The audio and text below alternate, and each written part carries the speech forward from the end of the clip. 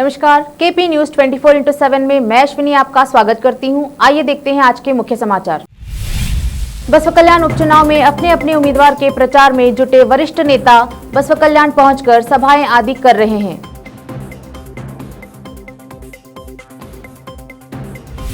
सरकार राज्य परिवहन कर्मचारी संघ से बात कर हड़ताल को खत्म करे, पूर्व मुख्यमंत्री कुमारस्वामी ने कहा।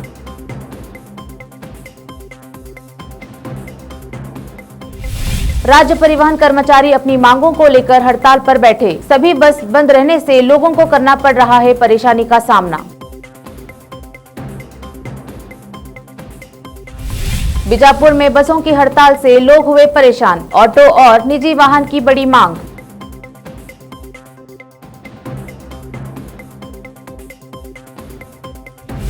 कोरोना के बढ़ते मामलों के कारण दिल्ली, यूपी, बिहार, छत्तीसगढ़ समेत कई राज्यों में सख्त पाबंदियां।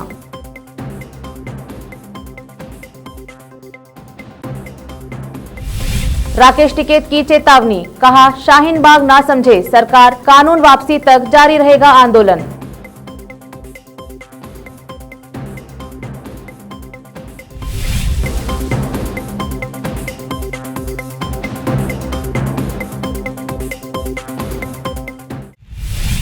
अब देखते हैं समाचार विस्तार से। बसवा कल्याण में उपचुनाव के प्रचार के लिए मजलिस के उम्मीदवार बाबा चौधरी के लिए मजलिस के प्रमुख असदुद्दीन ओवैसी और मजलिस के अन्य जिम्मेदार नेता गुलबर्गा, हैदराबाद और सोलापुर से पहुंचे और प्रचार सभाओं में भाग लिए। इसी प्रकार जनता दल के उम्मीदवार यसरब अली के लिए पूर्व मुख्यमंत्री कुमारस्वामी पहुंचे और प्रचार कार्यों में जुटे हैं। भाजपा के उम्मीदवार शरणु सलगार के लिए भाजपा के वरिष्ठ नेता और मंत्री बसवा कल्याण में ही मुकाम करके अपने उम्मीदवार के प्रचार में लोगों तक पहुंचकर केंद्र और राज्य की सरकारों द्वारा किए गए कल्याण कार्यों को बताते हुए समर्थन मांग रहे हैं। वहीं कांग्रेस के भी बड़े नेता बसवा कल्याण पहुंचकर सभाओं का आयोजन कर और पदयात्रा करके अपने उम्मीदवार का प्रचार कर रहे हैं। पूर्व मुख्यमंत्री एचडी कुमारस्वामी ने कहा, आज से राज्य परिवहन कर्मचारी अपने मांगों को लेकर हड़ताल पर बैठ रहे हैं। सरकार जल्द ही इसका समाधान निकाले। कुमारस्वामी आज बसवा कल्याण उपचुनाव में जेडीएस उम्मीदवार यसरब अली के प्रचार में शामिल होने बीदर पहुंचे थे और हमारे संवाददाता से बात करते हुए कहा कि राज्य सरकार हड़ताल पर बैठे कर्मियों से बात कर इस मामले का समाधान निकाले ताकि आम जनता को परेशानी का सामना न करना पड़े। इन Karnataka from today, KSRTC Employees Association, they are boycotting their work. They are protesting to demand about their request by the government to introduce whatever their problem. To solve those problems, they requested the government three months back, in December. December month, government told those associations that you please give 3 months time, we will consider your case. But up till now they have not taken any positive steps. For that reason, today's protest they have announced.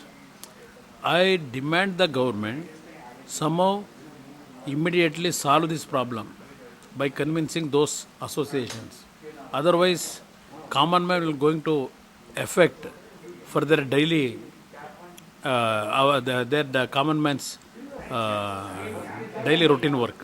For that reason, I demand this government immediately by calling those association members, convince them regarding the problem what this present government facing after this COVID-19. It is government responsibility to invite them and finally to take them to confidence and to sort it out this issue. Karnataka राज्य सड़क परिवहन निगम के कर्मचारियों के वेतन में संशोधन की मांग को लेकर अनिश्चितकालीन हड़ताल पर चले जाने के कारण बुधवार को बीदर जिले में बस सेवाएं प्रभावित हुई और इससे यात्रियों को काफी परेशानी हो रही है। लोग निजी बसों और अन्य वाहनों से यात्रा के लिए अधिक पैसे देने पर मजबूर। शहर में सिटी बस बंद रहने से लोगों को ऑटो से यात्रा करना पड़ा महंगा। इस हड़ताल के कारण छात्रों को कठिनाई उठानी पड़ी। इसके अलावा लोगों को अपना सामान ढोकर चलना पड़ रहा है। माध्यम के जरिए से मैं नमस्कार, प्रणाम, सलाम करना चाहता हूँ। आज जो सेंट्रल गवर्नमेंट, स्टेट गवर्नमेंट हुकूमत कर रही है मुल्क के अंदर, स्टेट के अंदर बहुत तानाशाही हुकूमत कर रही है। ये तानाशाही लोगों की बर्बादी का कारण बन सकती है। उसके लिए किसानों ने इस सेंट्रल गवर्नमेंट के ख़िलाफ़ में प्रोटेस्ट किया। सरकार उसको अभी तक टस से मस नहीं हो रही। और स्टेट गवर्नमेंट जो येडियुरप्पा की सरकार है, जो KSRTC एम्प्लॉइज़ हमको सरकारी नौकरी करो बोल के जो मनवी दिए हैं, उसके बारे में स्टेट गवर्नमेंट से, मिनिस्टर से तमाम बारे में दरख्वास्त दिए। उसको स्टेट गवर्नमेंट कुछ भी मिनिस्टर और मुख्यमंत्री की इस तरह से भी एक्शन लिए बिना जो स्टेट गवर्नमेंट के कार्मिक जो बनाओ बोल के जो अपील है, स्टेट गवर्नमेंट नौकरी वाले रहना, हम KSRTC एम्प्लॉइज़ बोल के जो एम्प्लॉइज़ का डिमांड है, ये डिमांड सरकार पूरा नहीं कर रही। और इस नौकरी से जो तनख्वाह मिलती है हर महीना 10 से 15-20 हज़ार के अंदर जो तनख्वाह मिलती है, उसके अंदर पेनल्टी कटा जाता है। हालांकि सुप्रीम कोर्ट का आर्डर है कि तीसरे दर्जे नौकरी वालों को उस तरह का भी पेनल्टी नहीं डालना चाहिए। कलबुर्गी के नगर निगम आयुक्त स्नेहल लोखंडे ने स्वच्छ भारत अभियान, पानी की किल्लत और कोविड महामारी के संबंध में निगम द्वारा किए गए उपायों के बारे में बताया। गर्मी के दूसरे सेशन की बैठक में बीजापुर में कन्नड़ साहित्य परिषद अध्यक्ष के चुनाव के लिए हाशिमपुर वालीकर ने आज जिला पंचायत कार्यालय में अपना नामांकन दाखिल किया है। इस अवसर पर उन्होंने पत्रकारों से अपने विचार व्यक्त किए। नमस्कार। इंದು ಕನ್ನಡ ಸಾಹಿತ್ಯ ಪರಿಷತ್ತಿನ ಚುನಾವಣೆಯ ಸ್ಪರ್ಧೆಯಾಗಿ ನಾನು ಹಾಶಿಂಪುರ್ ವಾಲಿಕಾರ್ ಮತ್ತು ನನ್ನ ಮಿತ್ರರಾದಂಥ ಮಹಾದೇವ್ ರವಿನಾಳ್ ಸರ್ ಅವರು ಜಂಟಿಯಾಗಿ ಅರ್ಜಿಯನ್ನು ಸಲ್ಲಿಸಿದ್ದೇವೆ। ಸಾಹಿತ್ಯ ಕ್ಷೇತ್ರದಲ್ಲಿ ಸೇವೆಯನ್ನು ಮಾಡಬೇಕೆನ್ನುವ ಹಂಬಲ, ಇಚ್ಛೆ, ಆಶೆ ನನ್ನದಾಗಿದೆ। ಜೊತೆಗೆ ಪೂಜ್ಯರು, ಮಠಾಧೀಶರು, ಸಂತರು, ಸಾಹಿತಿಗಳು, ವಿದ್ವಾಂಸರು, ಚಿಂತಕರು, ಸಮಾಜ ಸೇವಕರು ಎಲ್ಲರೂ ಮೇ 9ನೇ ತಾರೀಕಿನಿಂದ ನಡೆಯುವ ಈ ಸಾಹಿತ್ಯ ಪರಿಷತ್ತಿನ ಚುನಾವಣೆಗೆ ತಾವು ನಿಲ್ಲಬೇಕು ಅನ್ನುವಂಥ ಅಭಿಲಾಷೆಯನ್ನು, ಇಚ್ಛಾಶಕ್ತಿಯನ್ನು ವ್ಯಕ್ತಪಡಿಸಿದ್ದರಿಂದ ನಾನು ಈ ಚುನಾವಣೆಗೆ ಸ್ಪರ್ಧೆಯನ್ನು ಮಾಡ್ತಾ ಇದ್ದೇವೆ। ಅಂತಿಮವಾಗಿ ನಾನು ಮತ್ತು ಮಹಾದೇವ್ ರಬಿನಾಳ್ ಸರ್ ಅವರು ನಾಮಪತ್ರ ಹಿಂಪಡೆಯುವ ಸಮಯದಲ್ಲಿ ತೀರ್ಮಾನವನ್ನು ಮಾಡಿಕೊಂಡು ಈ ಸ್ಪರ್ಧೆಯನ್ನು ಮಾಡುವ ಇಚ್ಛೆಯನ್ನು ವ್ಯಕ್ತಪಡಿಸಿದ್ದೇವೆ। ಜಿಲ್ಲೆಯಲ್ಲಿ ಎಲ್ಲ ಮತದಾರರನ್ನು ಈಗಾಗಲೇ ಭೇಟಿ ಮಾಡಿದ್ದೇವೆ। ಪ್ರತಿ ತಾಲೂಕಿನಲ್ಲಿ 2-3 ಬಾರಿ ಸಭೆಗಳನ್ನು ಏರ್ಪಡಿಸಿ ಮತದಾರರನ್ನು ಸಂಪರ್ಕ ಮಾಡಿದ್ದೇವೆ। ವಿಜಯಪುರ ಜಿಲ್ಲೆಯ ಸಾಹಿತ್ಯ ಪರಿಷತ್ತನ್ನು ರಾಜ್ಯದಲ್ಲಿ ಮಾದರಿಯನ್ನಾಗಿ ಮಾಡುವ ಸಂಕಲ್ಪ ನಾವೆಲ್ಲರೂ ಮಾಡಿಕೊಂಡಿದ್ದೇವೆ। ಜಿಲ್ಲೆಯ ಎಲ್ಲ ಸಾಹಿತಿಗಳು ನಮಗೆ ಆಶೀರ್ವಾದವನ್ನು ಮಾಡುವ ಇಚ್ಛೆಯನ್ನು ವ್ಯಕ್ತಪಡಿಸಿದ್ದಾರೆ। ಆ ಕಾರಣಕ್ಕಾಗಿ ನಾವು ಸಾಹಿತ್ಯ ಪರಿಷತ್ತಿನ ಚುನಾವಣೆಗೆ बीजापुर में सड़क परिवहन कर्मचारियों द्वारा घोषित हड़ताल के तहत सभी बस बंद रहे, जिससे लोगों को परेशानी का सामना करना पड़ रहा है। बस स्टैंड सूना पड़ा है। लोगों को यात्रा करने निजी वाहनों का उपयोग करना पड़ रहा है। कई यात्री बस स्टैंड में बैठे हैं। सिटी बस बंद रहने के कारण लोगों को सफर करने के लिए ऑटो और अन्य वाहनों पर अधिक पैसे देना पड़ रहा है। वहीं बसों के बंद रहने से ऑटो और अन्य निजी वाहनों की मांग बढ़ गई है। बसों के बंद रहने से कॉलेज के छात्रों को अधिक कठिनाई का सामना करना पड़ रहा है। नए कोरोना मामलों में महाराष्ट्र दुनिया में तीसरे नंबर पर। पुणे में जरूरी सेवाएं छोड़कर सब बंद होगा। बीएमसी के ऑफिस में बाहरी लोगों की एंट्री बैन की गई है। नए केस के मामले में महाराष्ट्र दुनिया में तीसरे नंबर पर पहुंच गया है। इस मामले में ब्राजील और अमेरिका ही इससे आगे हैं। राज्य में पिछले 24 घंटे के दौरान कोरोना संक्रमण के 55,469 नए केस आए हैं। 34,256 ठीक हुए हैं, जबकि 297 की मौत हो गई है। नए केस का यह दूसरा सबसे बड़ा आंकड़ा है। इससे पहले 4 अप्रैल को 57,074 केस आए थे। राज्य में अब तक 31.13 लाख लोग इस महामारी के चपेट में आ चुके हैं। 25.83 लाख ठीक हुए हैं और 56,330 की मौत हुई है। अभी 4,72,283 मरीजों का इलाज चल रहा है। कुल एक्टिव केस के मामले में महाराष्ट्र दुनिया में 10वें नंबर पर है। केपी न्यूज में फिलहाल वक्त है एक छोटे से ब्रेक का।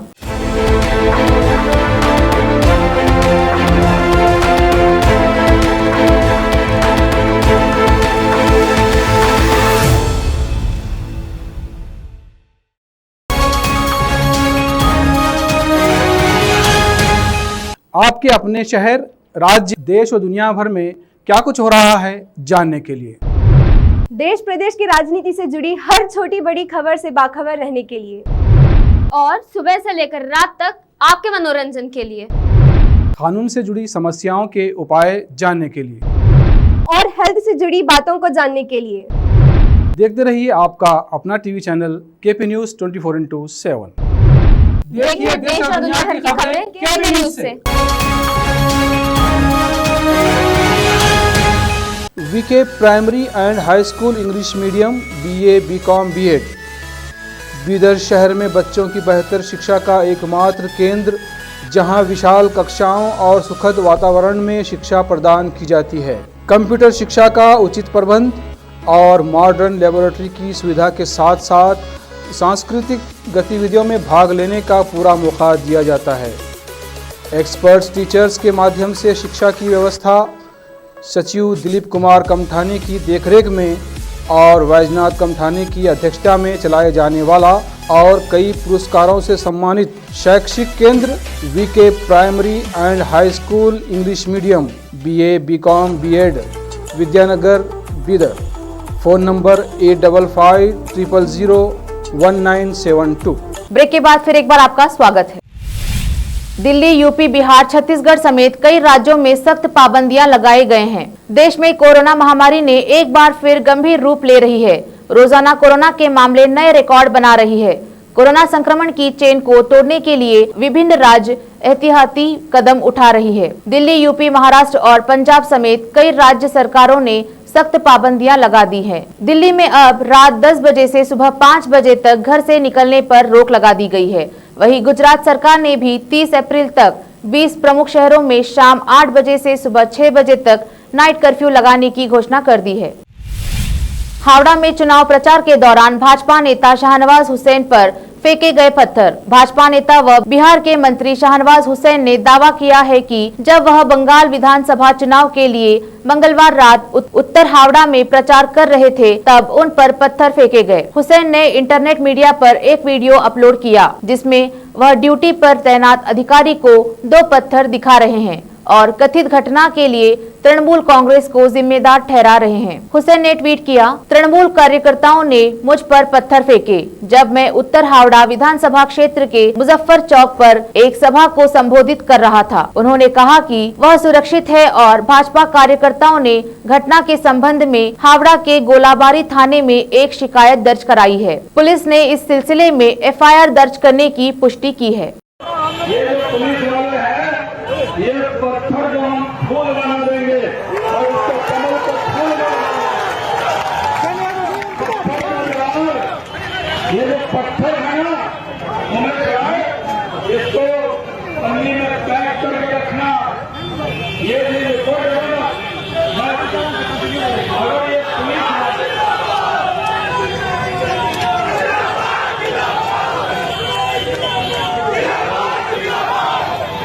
ये TMC के भाड़े के गुंडे, और अगर बंगाल पुलिस इनका कुछ नहीं कर सकती है तो ये इनकी है। इस तरह इनकी गुंडागर्दी से डरने वाले नहीं हैं, छाती पर चढ़ कर बोलने वाले लोग हैं। इसलिए इस तरह अगर ये समझते हैं कि यहाँ पर चुनाव आयोग को ये देखना चाहिए कि पुलिस का बंदोबस्त होना चाहिए, मैं सुरक्षा कवर हूं और इसमें ये पत्थर चला रहे हैं, इनके पत्थर से डरेंगे और सभा करेंगे। अभी एक किया है, जब तक उमेश राय को जिता नहीं देंगे, जब तक और ये पुलिस मुखदर्शक बनी हुई है, टीएमसी के एजेंट बनी हुई है, ये पुलिस के भरोसे जा रहे हैं। 4 डंडा मारती तो वो भागते, जिन्होंने पत्थर चलाया अगर उन पर एफआईआर नहीं हुआ तो पुलिस के खिलाफ कंप्लेंट करेंगे।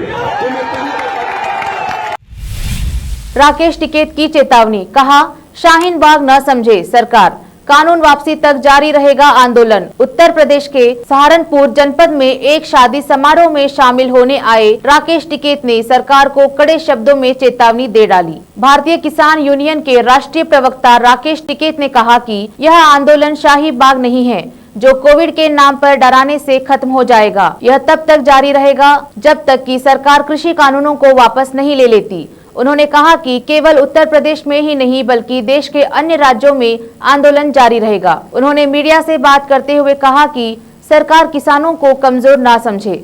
सरकार कोरोना वायरस के नाम पर किसानों को डराने का प्रयास कर रही है। किसानों का यह आंदोलन शाहीन बाग वाला आंदोलन नहीं है और न ही सरकार इसे शाहीन बाग का आंदोलन समझे। राकेश टिकैत ने कहा कि आज उन्हें हिमाचल जाना है। आंदोलन के संबंध में ही रणनीति बनाने के लिए 4 दिन के बाद बिहार में उनके कई कार्यक्रम लगे हुए हैं। धीरे धीरे आंदोलन पूरे देश में फैल रहा है।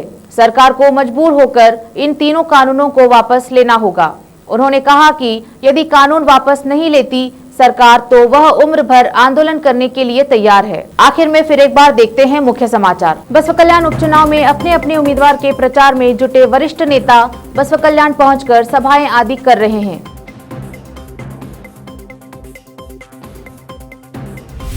सरकार राज्य परिवहन कर्मचारी संघ से बात कर हड़ताल को खत्म करे, पूर्व मुख्यमंत्री कुमारस्वामी ने कहा।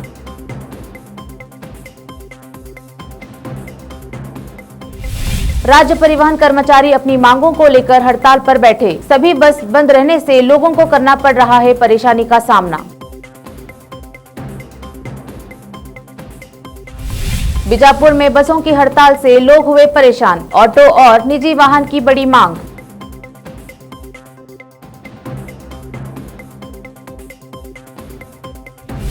कोरोना के बढ़ते मामलों के कारण दिल्ली, यूपी, बिहार, छत्तीसगढ़ समेत कई राज्यों में सख्त पाबंदियां।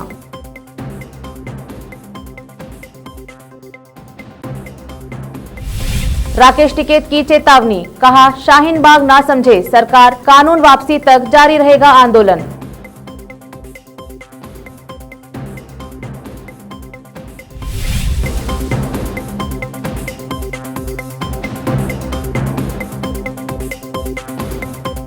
केपी न्यूज में फिलहाल इतना ही। मैं अश्विनी आपसे विदा लेती हूँ। फिर मुलाकात होगी देश प्रदेश के अन्य समाचारों के साथ।